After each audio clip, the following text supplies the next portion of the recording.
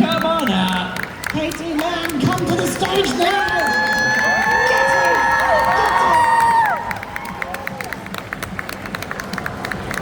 I didn't hear my name.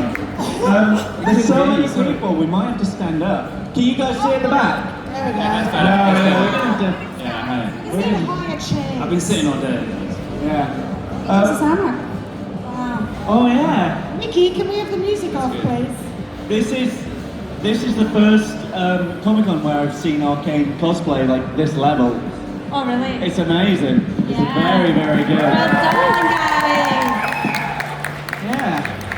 I like it. Get used to it. This is the rest of your lives now. Everywhere you go, blue hair will be following you around. Well, not me. Oh no, you don't, do you? No, Jinx and Caitlyn Jinx don't is get blue hair. on. I still think you'll have blue hair following around. I feel like blue is Caitlyn's colour though. It is, but a different shade of blue. Oh, is it a specific blue? Yeah, it's not Jinx blue. Oh really? certainly. Yeah. Jinx blue does sound like a... I mean, Jinx, if you see the wigs, Yeah. that's a different blue. Victor's got his own blue as well. It's a whole... Oh my god! Does Victor blue So as well? Well, at certain stages of his journey, you also like royal blue, there's acid blue, Massive blue, that's Jinx, and mine is more like twilight blue. What would you call this? turquoise. Burn. I mean, we've gone straight into Arcane, which is great. Is this because it's so huge now? Do you get this a lot? Like when you're in something, your face is in it. Obviously, you get that following you around a lot. Do you ever get recognised for Arcane, or is it quite nice to be sort of? I think it's a sign of Arcane's popularity that I have now on the street a couple of times been stopped by people who only know me as Victor. And that means that you love the show enough that you've looked up the face of the guy who does the voice. Yeah. And that's not normal. But I love being recognised as Victor. I think that's a great testament to the show. And Arcane fans, I don't know about yours, are lovely. Yeah. And it's nice when you can agree with them rather than be like, this show that I did is very popular, but no, it's great. And it's lovely that people are still talking about it, and there's so many more stories still to tell. I've made loads of great friends doing it. Yeah. No, same. I don't get recognised personally. And also because I have a different... Well, actually, you've got a different accent as well. But, Yeah. Whoa, why are you laughing? I'd forgotten. I was like, oh yeah, I do actually. I don't. No, but the kind of tonally, it's kind of similar to your own Victor's. Yeah. We have the same gentleness, but we come from different places. Darling. Had either of you had much voiceover experience before this? Had you voiced any other characters? I've done a couple of like children's animations, some audiobooks, so I felt like I had, enough What experience. children's animations? I don't know what it's called. SpongeBob. SpongeBob? I wish. No, you have to check out IMDb. I don't know, but it's like it's based in the UK, and I play like a bratty little schoolgirl. That sounds about right. Yeah, that's Yeah, you. yeah, Yeah, yeah. we always say that's you. Yeah. Yeah. Typecast. When you do voice work, how much direction do they give you to find the voice? Like, is there like a sort of like, this is the sort of thing we want, or will you just sort of freeform it and you go, I think this is the voice? Well, they were very specific about what they wanted. I don't know about you, but it was like every time I had a Caitlyn line, Christian and Alex would give me like an essay before I did the take on why she says it, and like, where she is emotionally, and it was amazing because you never get that kind of direction like when you're doing theatre or film. It was actually, it was just really nuanced. So I felt, and with voice as well, you can try so many different ways to do it. There's no like kind of time limit that you get when you're on a TV set. So we just tried it loads of times, but I felt like they always knew how they wanted it. Yeah. But yeah, I would say the same. I think we got a lot more detail for animation than any other animation job I've done. And you need that essay from Christian and Alex, first of all, because the first time you record it, you're probably just looking at a very basic animatic, oh, this bit from episode 6. And I haven't been in for 5 months, and I was like, yeah, which one's episode 6 again? And they're like, well, okay, so Kevin's doing this, and Warwick and Vander, and Victor has kind of moved to a different plane of being. And I'm like, oh, yeah, the plane of being. But they remind you, they take you straight back in, and then it's like a cross between a play rehearsal and recording an album, because you just give them, I used to just give them all kinds of crap, and I'm like, oh, let me give you something else, this is really weird, and just throw it in, and they take it all, and actually I was in Paris recently, and I saw Christian, and I visited Fortiche, and I'd never been there, and they hadn't met any of us, and I met the people who took all of our mistakes, and had a camera on us, and and then had a Victor face, and were playing with it, and had a mirror next to him, and you realise how it all comes together in 1,000 tiny little bits, and we're just one layer. And once you get the voice, then you can do this, and then you talk to the guy who does the wind in their hair, and the level of detail is extraordinary. But at every level, people were just super geeky and brilliant at what they do at every fucking level of the whole, which is why the show is what it is. Yeah. I've never seen animation like it. It is absolutely blew my mind. Like it is next. I mean, I messaged you when I finished it. I was like, oh my god, this is so good. Yeah. Like it blew me away. And like, for you guys, like, when did you start the job and when did you finish it? Because like that blew my mind. Then just used it having 5 months apart. Yeah, sometimes. I think my very first, because my first episode is episode 2 of season 1. So I got the part in about 2014 or 15 or something. No, 2016, 17. Is that more like? I don't know. I have children. I've lost all track of fucking time. I'm sorry. Same.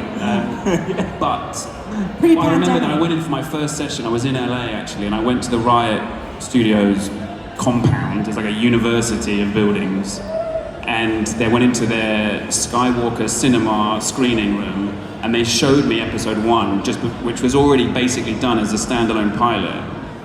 And I was like, what is that? And they're like, okay, so do you want to record your bit for the next 2 years? And I was like, yes. And I didn't really know what I'd wandered into. I knew the game was very popular and they liked my tape that I did. I had no idea. And everyone just ups their game. When you see the animation, I just felt it improves everybody else. Yeah. But it was, I'd never seen anything like it. Yeah, I did, so I sent in a tape, and then they asked me to go in for an audition to meet Christian and Alex. But at the time I was about to fly to LA for pilot season, so I was going to spend a whole month out there. And I was like, oh God, I'm not going to be able to make this audition because I'm flying out to LA. And then they were like, oh, they're actually based in LA. So, I was just, lucky that they were there and then I was going out. So I met them there and did my thing. And then I heard shortly afterwards I didn't get the part. Oh. Yeah, so originally, I don't know, maybe they had cast someone else. But it was only, I think it was like several months later that they then got in touch again to say, oh, you're Caitlyn. And I was like, oh, that's a nice surprise. So it wasn't me originally. Ooh, I wonder who turned it down. Yeah. The original Caitlyn was like, alright, Caitlyn, how you doing? Yeah. And it just didn't work. I bet she regrets it now. Yeah. It's actually bad Matt. choice. It was Matt. Yeah. I just sent in voice notes. It was a very bad system to work with, actually. Just to let you guys know, in a minute we are going to let you ask questions. So if you have something, we will get hands up in a second because we don't have you guys for long, which is very sad. We've got to let you go at a half past. I was going to say. Well, because I got very excited because Katie, you've been here before. Yes, I have. And we had a great time. We did. We interviewed you. And you and your friend, while you were in Brussels, went on a beer tour. Beer tour. And would you like to tell everyone what happened on that beer tour in Brussels? Not everything. The overall outcome. Yes, of course. I went on a beer tour with my friend, Hamish, my best mate, and I met my partner. Yes, and we have a baby now. So thank you, Brussels Comic Con. The thing is, she's actually got a husband from every Comic-Con she goes to. It's quite She's got bad, so actually. many babies now. Yeah. Secret families. Ain't bad.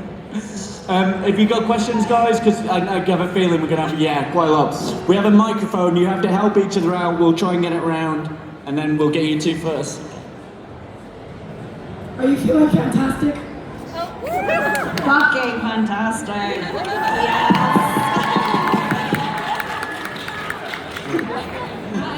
My question is, don't get Viktor and Caitlyn to interact in the show, but actually Jason's best friends. So how do you think their relationship to each other would be? Oh, If Viktor and Caitlyn had some scene time together, which we don't, how would that go? Yeah, good question. I think they'd be best mates. I think they go on great, actually. I think we kind of take care of the two tricky sisters. Like, Yeah. I think in a way, we're the quite responsible spine of the show in some ways. Yeah, they have like a similar energy. I think so. You know, they're quite You have morality. reserved. They're quite serious. Yeah. They're quite earnest and Quite thoughtful. gentle. Gentle, that's true. Or seemingly gentle. Yeah. I'd say they're kind of precision fighters. They're not like gonna like blow up everyone. They're gonna just take out who they need. No, good question. Thank you very much. Yeah. Okay, so I just finished the show yesterday. Over here. Yes. And it's more for Mr. Lloyd. Question, so you've done characters like Charles Xavier, Bernard Marx, and now Viktor as well. So from these different characters, what do you feel going into the job? What do you feel to get into that character? Get into the character of Viktor. Well, it's a very different process when you, like you say, you do quite an intense kind of afternoon every few months, and you see some animation, and sometimes it'll be, oh, now the scene, you're further away, so can you shout that line? And sometimes it's a brand new bit, so it's quite discombobulating. So what you kind of base it on are these big conversations you have with the creator, and you kind of build your own world, and then you just customize it to each session. But for Viktor, it was all about this journey. I mean, I didn't know much about the game, but when I looked it up, I was like, that doesn't look like my Viktor. Yeah. He's a robot. So it was all about tracking this process. And what was great for me is that they took care of a lot of the digitalization, the metallicization of his voice. For me, it was always just about where is he at emotionally, and that changes when your body is, not made of blood vessels. Do your emotions change? And we decided in the end that no, actually, with Viktor, it's still always at his heart something very human, even if it's somewhat detached. So it was really, for me, a fascinating exploration, as deep as anything I've done on screen or stage, frankly. But yeah, I'm glad you enjoyed it. Thanks. I said this to you earlier, because it's 2 seasons, your character arcs are so huge in quite a compressed amount of time. Is that quite a hard shuffle to deal with, or is it something like you say, the notes help and everything else? Because your characters go through so much, which would normally take 6 seasons. I remember them telling me that Caitlyn was going to have her arc, her journey, because I feel like at especially in the first season, there wasn't much agency, there wasn't much kind of activism on her part. She was just kind of going with the flow, whatever Vi was doing, she seemed to be there. But then, season 2, she really takes it into her own hands, like her story. So I felt like I was kind of mentally prepared to go there. And actually, it's a breath of fresh air, like when you get to go from someone who's quite reserved and whatever, because that comes naturally to me, to then kind of go full pelt villain, if that's what you think she is. But yeah, so I really enjoyed the experience. I found it challenging, but more in scenes where I had to do, efforts, breath efforts, I find them quite challenging because you have to do it over and over again. But everything else is just like Harry said, if it has to just come from a really authentic place, and you can always find something that you can connect your kind of personal life to with whatever Caitlyn's going through. Great answers today, guys. Very good answers, these two, yeah. We got the microphone here, yeah. Hi, I have a question for Harry. I was wondering what the first thing was that spoke to you about Victor. You can't say his name, we have to censor it. What was the first thing that spoke to me about Victor? Well, like I said, the first thing that stands out is, okay, how's he going to get from there to there? But then the more I got into it, the thing that really spoke to me was actually about the way that he did it. And it wasn't until we finished it, and actually until I really saw it, that I really fully understand actually where he's been. And I guess this is probably a crowd spoiler alert, it's okay, probably all saying if you haven't, I think a lot of them have seen it. shut your ears for a second. When Christian told me, I think just before we started doing season 2, that I am the main, and then I was like, oh ho ho, and then for me, before I even started season 2, I realized what season 2 was actually, a lot of people get a slightly bigger journey, but Victor has this whole other thing that kind of takes care of everything. And I was like, that's cool. When they dropped that for me, I was for an hour just going, oh my god. Yeah, me too. And again, it's one of those secrets that obviously you can't tell anyone, but also, God, it would take me about 20 minutes to understand, to explain why this is significant with the time travel and So it's great that now it's out, and I just thought that was such a wonderful piece of storytelling, and a perfect way for him to kind of get integrated into all of it. Have you guys watched it? Do you watch it? Yeah.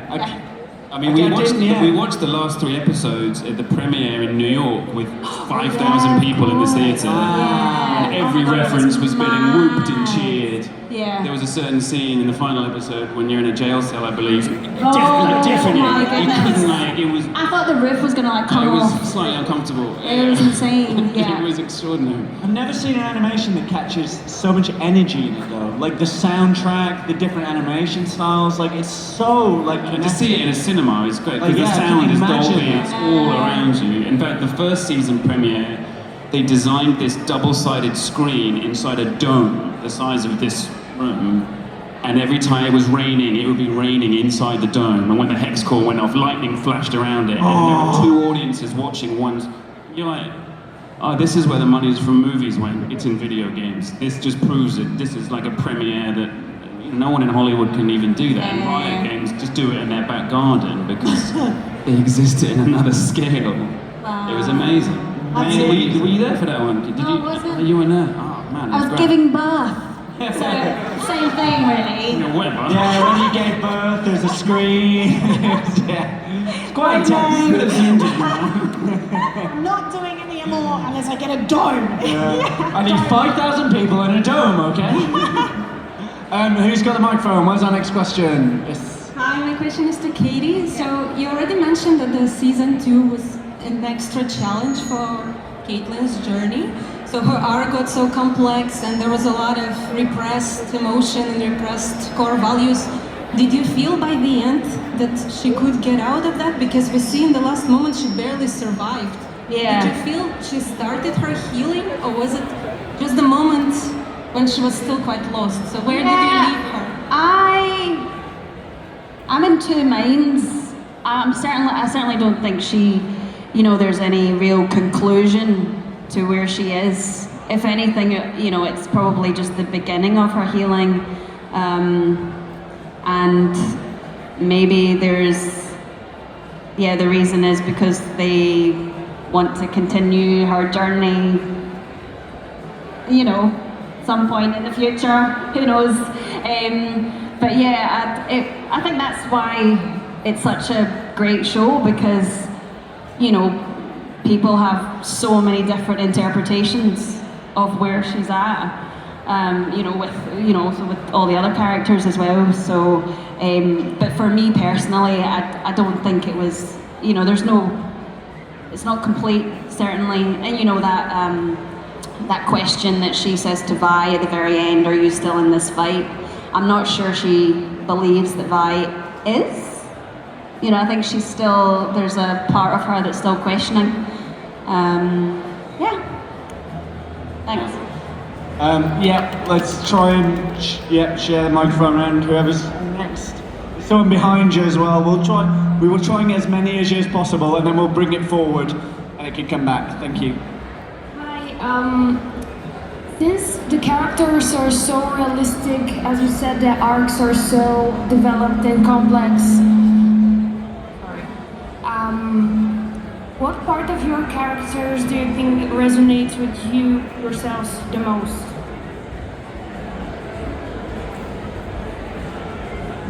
Look at that. You both look deep then. Yes, that's so deep. But actually, I feel like, Caitlyn's, I think, constantly conflicted about. I mean, she's a justice warrior. She's all about. You love justice.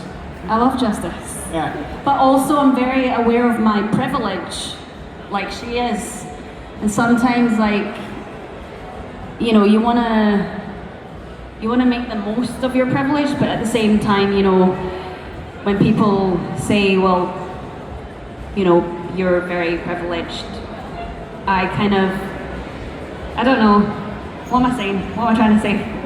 No, I know what you mean about it in terms of it, especially like you were saying, the difference between the season 1 Caitlyn and season 2 Caitlyn. You see where she's from and she's trapped in it, and that's not who she is, but that's what seems to define her. And yet then you actually see what she's capable of only when she gets out of the kind of gilded cage that if you're born in privilege, you kind of have to deal with it somehow. Yes, thank you. You're welcome.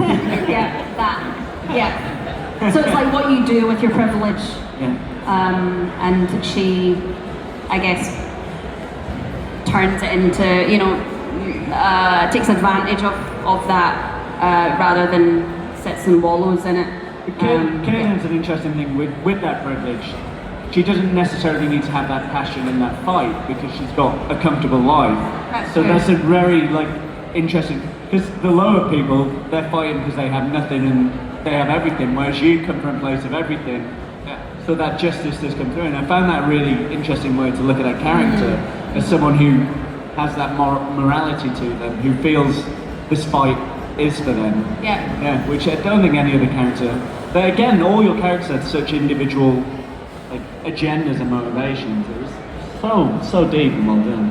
Yeah, very good, very good. Big fan, guys. Big fan. Thank you. What's the thing that you enjoyed on the flip side of that as actors? What's the part of your characters you like stepping into that isn't yourselves? Is there something that, their characteristic you wish you had yourself? Oh. Yeah, I mean, he can kind of fly. I kind of like that. You can't fly? Did they know this when they hired you? Yeah. Doing that David Leung trick. The old David Leung trick all the time. I mean, I don't know about you, but it's quite nice, especially when it's audio, doing an accent that's not your own.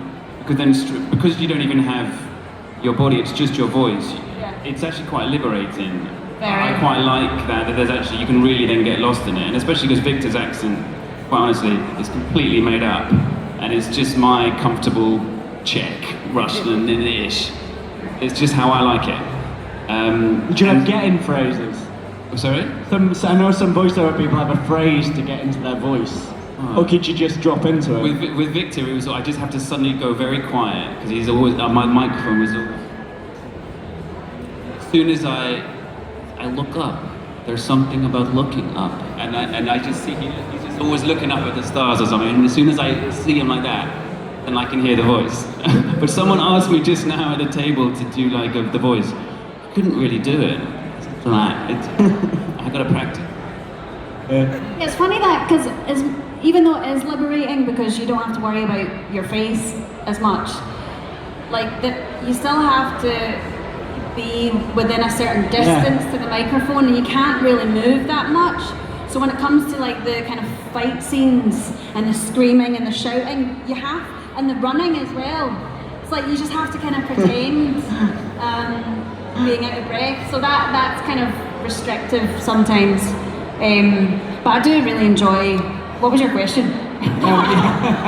Yeah, if there's a part of you that you enjoy, part of Caitlyn you enjoyed, like, it's not a part of you. Oh yeah, the height. She's very tall, and also, you know, she's so cool. You know, with her gun, and people give me credit for it, and I'm like, but it's not me. Yeah. So the thing that you wish you had that your character has is a gun. Gun and some height. Yeah. Where's the microphone? Yeah, we got a question and it's coming round slowly. It's a question for the both of you. So if you were to choose a different Arcane character to voice, which one would it be and why? You want to swap? Yes. Oh, I couldn't do yours though. I couldn't do yours. Try it. Yours is much harder than mine. No, it's not. No, that's not fair. No, I think yours is much harder than mine.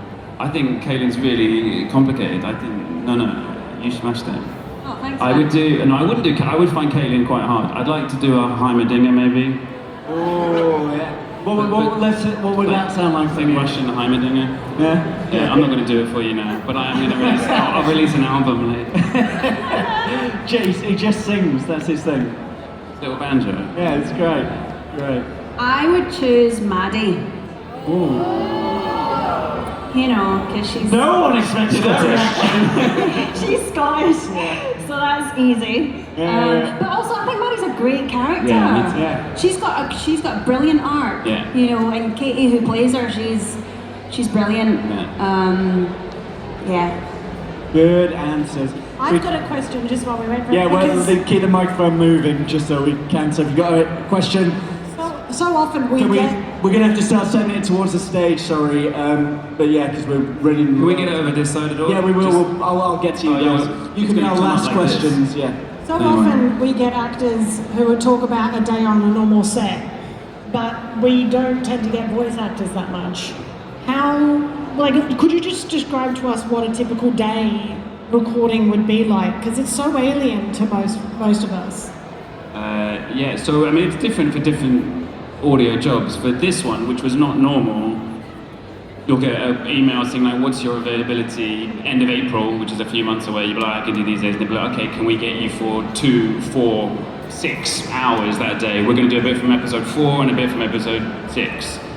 And then you'd go into the studio wherever you would. I did someone I was filming in Germany. I did someone I was in Chichester, in London, or wherever you happen to be working. They'll find a studio, and then they'll be on Zoom, and you'll get either Christian or Alex. There's a director for season 2 specifically just for actors. Sometimes one other person, and we'll talk about it, and you'll see the lines and the stuff, and you'll just do it kind of cue by cue, and you'll give them a whole bunch for that line, and sometimes they'll be able to show you a scene, and you're like, oh, that looks really cool. They're like, oh, that's not even finished yet, and you're like, oh, amazing. And it's just quite kind of bitty, but sometimes you get a whole scene and the other guy has recorded it, so you get to hear, oh, Jace has already done his bit, and sometimes you're the first to go, but you're never with another actor. That's crazy. I've not met Haley or Ella. What? Never met them. Wow. Yeah, it's mad, isn't Do it? they even They exist? were at the premiere when you were giving birth. I know. And here they are. That's crazy. mad, isn't it? How do you do emotional scenes when you don't have that person to react on? Yeah, I mean, our director, I feel like, you know, you get people who kind of give you nothing, but the directors we had on Arcane were generally very, just very skilled. It wasn't are. technical, it was very, Yeah. it's like being in a theatre rehearsal, we're talking about all sorts of stuff. And you could go, oh wait, can I try this? They're like, give it a go, and you would adjust it. It was really collaborative. Oh wow.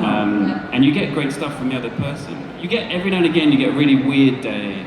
Like the first time you see when Huck talks with Victor's voice. Do you remember that bit in season 2? And his eyes are all that. They were like, oh, we got the guy from Huck speaking in your cadences. So he was studying Harry's voice and he did a pass like this, and then I studied his voice for a bit, and we kind of met in the middle, but we never met. And then they kind of digitally entwined both our recordings, and they would just do stuff like that. I was called back in for season 1 for that bit where Victor is running down the pier, and he screams at the end of it, and they were like, well, now we're in the music mix. The song for the next scene starts on a C, so can we get your scream to come up one pitch because then it'll blend in with the music, and you're like, are you kidding me? Yes, I'll do that. And the guy in LA played a piano, and me in London tried to shout a C so they could blend it in. That's the level of detail they're working with. That's mind-blowing. Yeah, I've never heard of that before. No. These people are ridiculous. Yeah. It's clever. It's clever. We're going to have to let you go, so we have some questions down here. What was your favorite scene to film or record? Great question.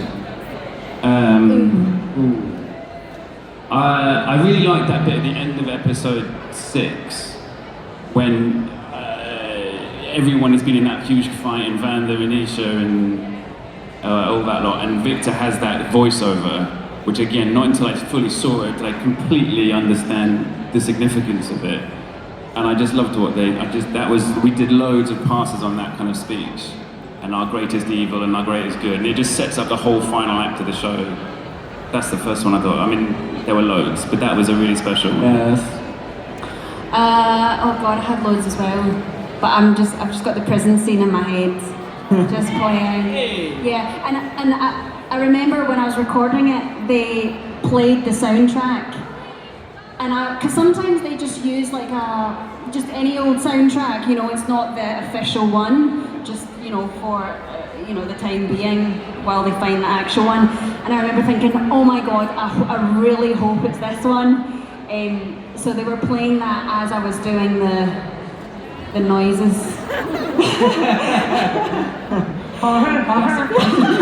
That's amazing, they already had it down. Because all of the songs, season 1 for the soundtrack, they would ask people, and by season 2, all of the artists pretty much involved came to Riot and asked if they could be in it. And they said yes, but this is the sequence, and you've got to write the song to the sequence. And all of them were like, that's why they fit.